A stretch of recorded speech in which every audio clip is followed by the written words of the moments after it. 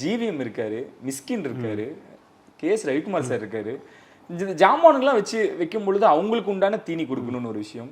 மிஸ்கின் அவர்களையும் ஜிவிஎம் அவர்களையும் எப்படி அவரை உள்ள கொண்டு வரீங்க? அவங்க எப்படி? மிஸ்கின் வச்சு தான் அந்த கதையை எழுதுனது. ஓகே. அதாவது மிஸ்கின் இந்த படத்தோட வில்லன். இது எப்படி தெரியுங்களா இருக்கு? கைதி படத்துல மன்சூர் அலிகான் சொன்ன மாதிரி அப்படி உருவாச்சு. மிஸ்கின் வச்சு தான் இந்த கதையை எழுதுனது. ஓகே. மிஸ்கின் வச்சு தான் இந்த கதையை எழுதுனது. இந்த கதையை உருவாச்சு. கதையோட இதுவே மிஸ்கின் தான். ஓகே. இந்த படத்தோட வில்லன் அவர் தான். ஆனா இருக்கிறதுலே ரொம்ப ரொம்ப நல்ல மனுஷன், நோபலான ஒரு எத்திக்கலான பர்சன் அவர் தான் இந்த படத்துல. ஸோ உங்களுக்கு கான்ட்ரடிக்ட் ஆகுதா? வில்லன் ஆனா ரொம்ப ரொம்ப நல்லவர். அதுதான் இந்த படத்தோடைய டைனமிக்ஸ். உங்களுக்கு மிஷ்கின் சிலது பண்றதுனால தான் உங்களுக்கு ஈஸியா அது வந்துட்டு உங்களுக்கு இதான் ஓ இது ஒரு பண்ணக்கூடிய ஆள்.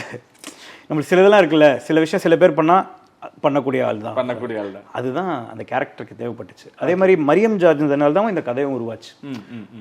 அவரை வந்து நீங்கள் படம் பாருங்கள், நான் சொல்கிறேன், நீங்கள் படம் பாருங்கள்.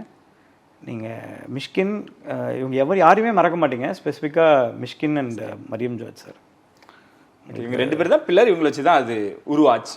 டிராகன் தான் பில்லர். அந்த பில்லருக்கான பிக்கஸ்ட் சப்போர்ட் வந்துட்டு இந்த ஒரு வில்லன், ஹீரோன்னு ஒருத்தன் தான் வில்லன் வரணும். ஆனால் ஹீரோ வந்து கெட்டவன். ஓகே. அப்படின்னா அப்போ வில்லன் வந்து ரொம்ப ரொம்ப நல்லவன் இந்த படத்தில். அதே மாதிரி ஜிவிஎம்மும் வராரு. ஜிவிஎம் சாருக்கு வந்து ஒரு சூப்பரான இது நான் உங்களுக்கு சொல்கிறேன். எனக்கு நான் சொல்லாமான்னு தெரில, ஆனால் ஒரு விஷயம், அவர் வர ஒரு சீக்வன்ஸ் வந்து செம்ம சிரிப்பு வரும். ஒரு சீக்வன்ஸ் ஃபர்ஸ்ட் ஹாஃபில் ஒரு சீக்வன்ஸ் அது சொல்ல முடியல, இப்போது இது பண்ண முடியல. அது ரொம்ப எக்ஸ்க்ளூசிவ். நம்ம நிறைய விஷயங்கள் பேசுவோம்.